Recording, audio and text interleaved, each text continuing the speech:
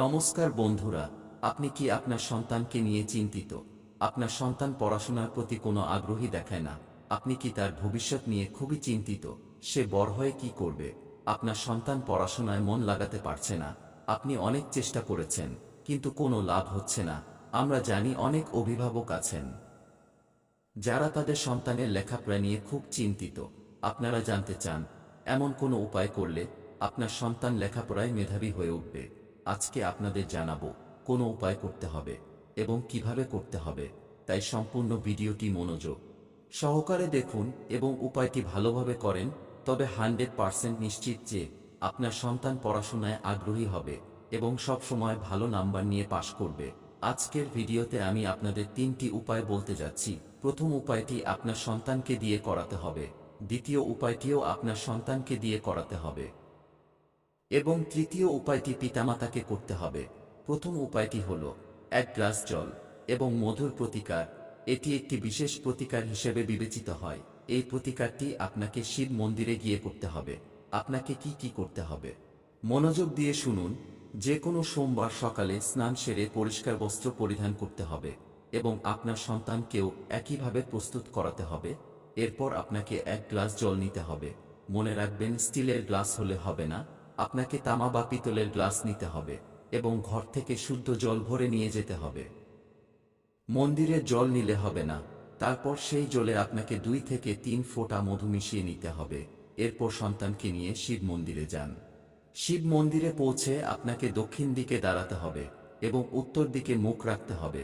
আপনি যদি বুঝতে না পারেন কোনটা দক্ষিণ আর কোনটা উত্তর, তাহলে যেদিকে জলধরি আছে সেই দিকে মুখ করে দাঁড়ান।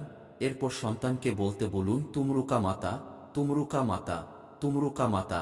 এইভাবে বলতে বলতে সেই জল শিবলিঙ্গে অর্পণ করুন। আর কিছু করতে হবে না, শুধু তুমরুকা মাতার নাম নিয়ে মহাদেবের শিবলিঙ্গে মধু মিশ্রিত জল নিবেদন করতে হবে। গুরুজি বলেন, শিব শঙ্কর ভোলানাথ এতটাই সরল যে এটুকুতেই তিনি প্রসন্ন হবেন। আপনার সন্তান যদি আর কোনো প্রতিকার নাও করে, শুধুমাত্র তুমরুকা মাতার প্রতিকার করে, তাহলে আপনার সন্তান যে পড়াশোনায় দুর্বল সেও পড়াশোনা করতে শুরু করবে এবং ভালো নম্বরে পাশ করবে। এই ছিল প্রথম প্রতিকার। এবার জেনে নেওয়া যাক দ্বিতীয় উপায়। দ্বিতীয় উপায়টিও খুবই সহজ। এর জন্য আপনাকে নিতে হবে একটি গোটা পান। আপনি যে পান নেবেন সেটি যেন তাজা হয় এবং কোথাও কাটাফাটা বা কোনো দাগ যেন না থাকে। সেই পানে আপনাকে কয়েক ফোঁটা মধু লাগিয়ে নিতে হবে। এরপর আপনাকে যেতে হবে শিব মন্দিরে। শিব মন্দিরে গিয়ে এই পান আপনাকে নিবেদন করতে হবে মাতা সুখ সুন্দরী জায়গায়। যারা জানেন না মাতা সুখ সুন্দরী জায়গা কোথায়, তাদের জন্য বলে রাখি, শিবলিঙ্গের যে জলধারী থাকে তার ডান দিকে মাতা সুখ সুন্দরীর স্থান। মাতা সুখ সুন্দরীর স্থানে ভগবান শিবের মন্ত্র ওম নমঃ শিবায় জপ করতে করতে সেখানে পান নিবেদন করতে বলুন। আপনিও আপনার ইচ্ছা ভগবানের কাছে বলুন এবং সন্তানকে নিয়ে ঘরে ফিরে যান। এই প্রতিকার করলে আপনার সন্তানের বুদ্ধির বিকাশ হবে এবং পড়াশোনায় আগ্রহী হবে। আমরা জানি বাচ্চারা পূজা পাঠ প্রতিকার এইসব করতে চাইবে না, তাই প্রথম এবং দ্বিতীয় প্রতিকার করা আপনার জন্য একটু কঠিন হতে পারে। আপনি অবশ্যই তাকে বুঝিয়ে শুনিয়ে এই প্রতিকারগুলো করান। এবার জেনে নেওয়া যাক তৃতীয় প্রতিকারটি। এই প্রতিকারটি খুবই সহজ এবং এটি আপনি বাড়িতেও করতে পারেন। আপনার বাড়িতে যদি মাতা সরস্বতীর ছবি না থাকে তাহলে বাজার থেকে কিনে আনুন, আর যদি থাকে তাহলে তো খুবই ভালো। মাতা সরস্বতীর ছবিটি ঠাকুর ঘরে স্থান দিন এবং সন্ধ্যার সময় বাড়িতে সন্ধ্যা প্রদীপ জ্বালানোর পর মাতা সরস্বতীকে লাল ফুল অর্পণ করুন এবং মায়ের কাছে প্রার্থনা করুন তিনি যেন আপনার সন্তানকে আশীর্বাদ করেন, যাতে সন্তান পড়াশোনায় আগ্রহী হয়। এরপর আপনার সন্তান ঘুমিয়ে পড়লে মাতা সরস্বতীকে অর্পণ করা লাল ফুল নিয়ে আপনার সন্তানের মাথায় ঠেকান।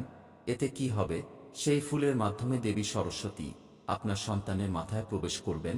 এতে আপনার সন্তানের বুদ্ধি প্রখর হবে, আপনার সন্তানের পড়াশোনার প্রতি আগ্রহ বাড়বে এবং সে সব পরীক্ষায় উত্তীর্ণ হবে।